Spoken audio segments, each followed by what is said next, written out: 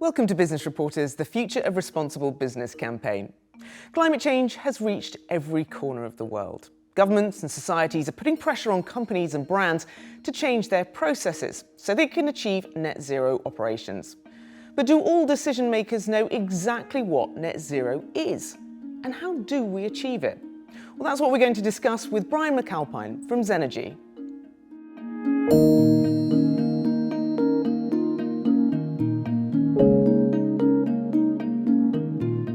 Bryan, what does a net zero company look like? Okay, so first of all, I'll kind of let you explain a little bit more about what net zero actually is. So net zero is about balancing. It's about taking your energy and it's about making sure you're as efficient as possible.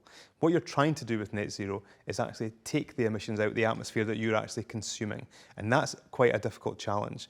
People need to make choices. They need to think about how to do that, and they need to get their consumption down as much as possible. The more they do that, the easier it will become to have the balancing effect. That's a really simple kind of way of explaining what it is. A company that is successful with net zero is one that is got a competitive advantage over most others. We're in a world now where environmental and social governance and corporate and social responsibility are key and are really high on the agenda of all these companies. So companies that think and have sustainability at the heart of everything they do will score much higher than companies that aren't engaging with net zero. So it's really important that a company engages with net zero, and it will benefit them in the future. Are we moving forward and well? The truth is no. I feel as though we are a little bit behind where we need to be. People are trying. The want is there. I've no doubt about that. But what we have some challenges that stand in our way. So we can't always do what we want to do. We try our best, and that's all we can do. We'll be applauded for what we can do to make sure that we are making a difference towards the climate emergency. You say you believe that the want is there. Do you? Is the want there for every company? I think people want to do something. They want to be seen to be... To be seen is different. Do they want to do something? Do they have the support with which to do that? Do they want to invest the money, especially in tough economic times? Yeah, I would say we're back as being in a place where companies are surviving again, and we want to make sure that we're giving them the right advice to say that this is the right thing to do. Rather than kind of just wait and wait and wait, which is what we have been doing for a number of years, waiting until the technology improves even further, is that we can't wait. There's got to be a starting point. We have to make a decision and really put our foot on the gas. What do you think will be the consequences of companies that do wait? Perhaps, I don't know, they have a cynical board or... Well, we spoke about a company that was doing the right thing at the beginning. It's a complete opposite. They would be less competitive in the market. They would be left behind. They may lose their employees, their customers. They may go out of business. The reality is that. So a company that's not prepared to engage, not just about net zero, but just about the climate emergency, is one that just won't prosper. They're not going to be competitive in the market that they're in. They won't win business. If they lose business, they lose money. They lose their livelihood. It's as serious as that. So obviously a supportive board, supportive senior management, willingness to engage. What are the other key ingredients to becoming a net zero company? So the one that I would say is the most is you have to define what you want from net zero. Or not just net zero, but from anything you do in terms of the environment, sustainability. You have to know what you want, whether that's at board level, whether that's at employee level. We have to understand what we want to deliver. And that's one of the key aspects to net zero is that definition is really, really important. There are new technologies coming, and they are going to be potentially the saviour of our climate emergency. But we have to use what's right now. We have to be seen to be doing the right thing, and the right thing is to use the technologies that we have readily available to us. The last thing I would say would be really important is take expert advice. You can only do so much by yourself. We have the engineers, the scientists, and the know-how to be able to support you and take you from that journey of business as usual through to actually achieving net zero. Well, let's delve into that a little bit more, from business as usual to achieving net zero. Then the process that you have to follow, the step-by-step. You've mentioned define what you want first. What comes next? So next is measure. We need to measure your data. What that involves is actually with net zero can be as complex as you want it to be, really.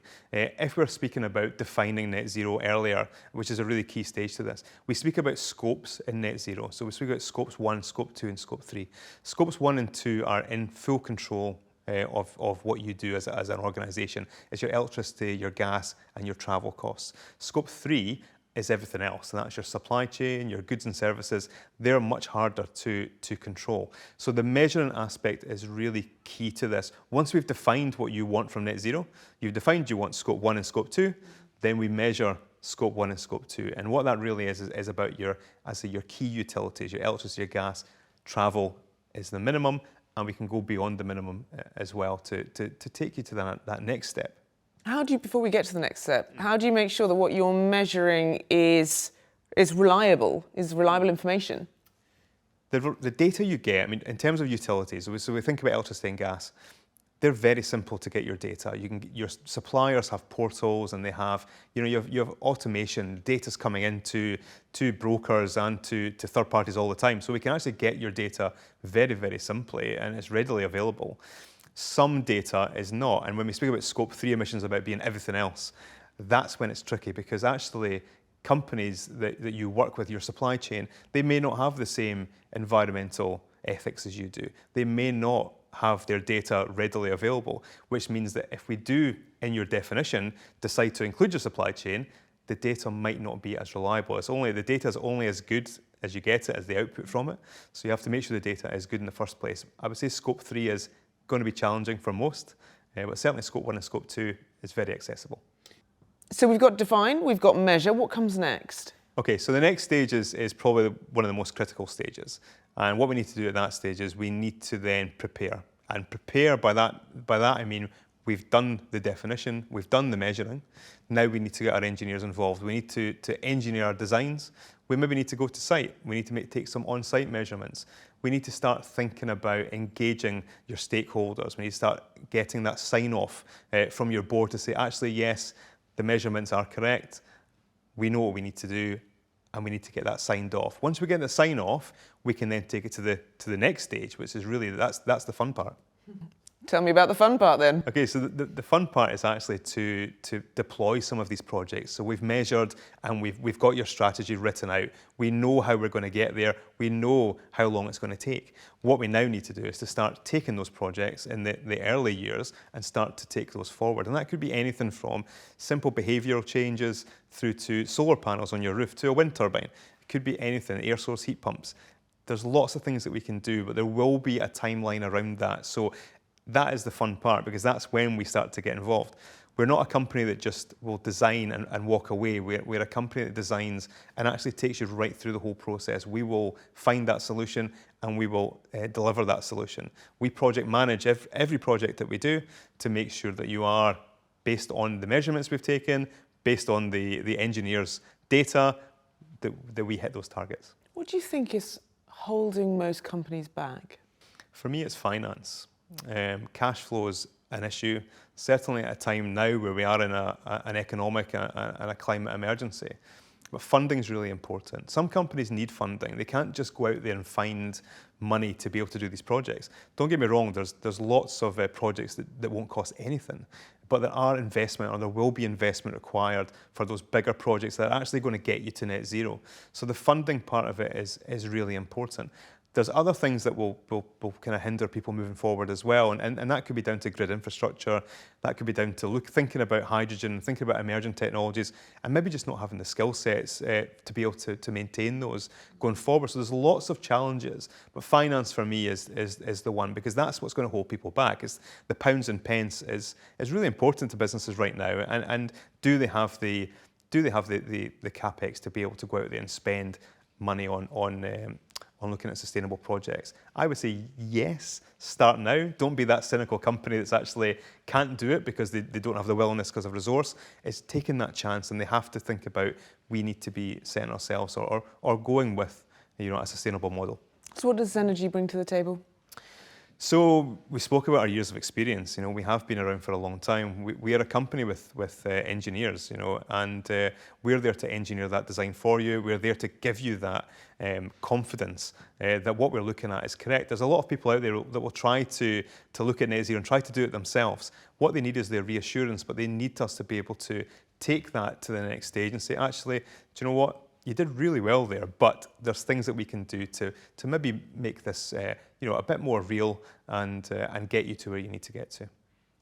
There's a lot of gloom and doom around this topic, isn't there, Bryan? Are you optimistic? I am optimistic. I think I've been around long enough to see that, you know, the technology's there, the appetite is there, the want to do this is 100% there. And I've been on site so many times and seeing the changes. You just have to, you know, to think about, you know, the journeys we make around town. We see changes ourselves. There's solar panels, there's wind turbines. You know, when you're going for a walk around the countryside, you see change. It's there. So I can see this. Absolutely, I'm absolutely optimistic that we will make a difference, but we do need people to act now. That was Bryan McAlpine from Zenergi.